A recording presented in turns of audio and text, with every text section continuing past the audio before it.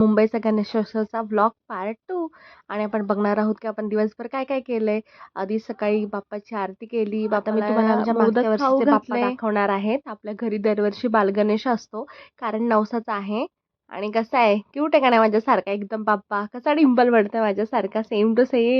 आणि हा आहे आमच्या मंडळाचा गोलदेऊळचा राजा.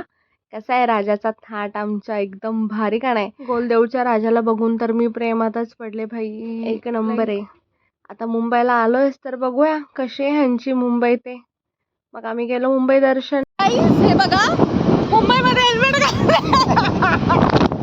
मुंबईमध्ये हेल्मेट घालतात रे.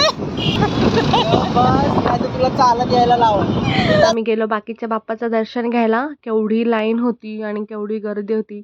मुंबई म्हटल्यावरती तर गर्दी तर असणारच, पण आम्हाला सगळीकडे होते VIP दर्शन, त्यामुळे आमचं दर्शन पटपट झालं. कारण मला संध्याकाळी परत घरी पण जायचं होतं पुण्याला, त्यामुळे आम्ही सगळीकडे आमचं VIP छान दर्शन झालं बाप्पाचं.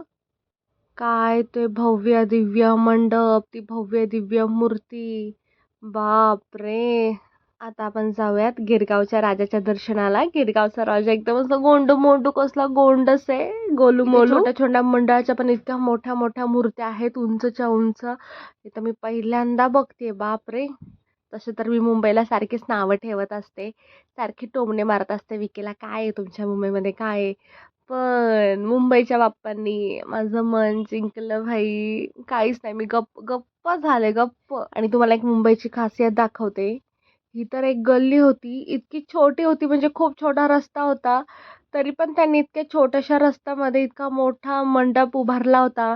आणि त्या मंडपामध्ये मूर्ती पण इतकी उंच होती की ती छोटी जागेत त्यांनी इतकी मोठी मूर्ती आणि इतकं छान केलं होतं बाप्पाचं. सगळं एक मूर्ती होतं, इतके इतके छान. ते तर जाऊ द्या, पण आता मी ते दरवर्षी मुंबईला असणार आहे गणेशोत्सवामध्ये.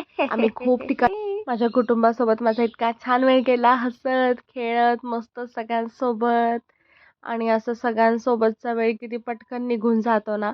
इतके मौल्यवान क्षण असतात हे, असे पटपट निघून जातात. तसं सगळ्यांसोबत असताना माझा आता मात्र पाय निघेना घरातून.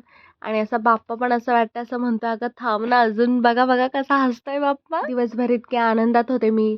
आता माझ्या घरच्यांना आणि माझ्या गणूला निरोप देताना माझं मन, डोळे भरून आले ना, तर माझा पायच निघेना.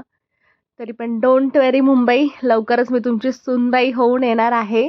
आता चालले मी पुण्याला. यार एकटीच चालले मी, पहिल्यांदा एवढा लांब प्रवास करते. पण माझ्यासोबत माझ्या इतक्या छान आठवणी आहेत माझ्या बाप्पाच्या, माझ्या माणसांच्या. इतकं मुंबईहून मी एवढं प्रेम घेऊन चालली आहे.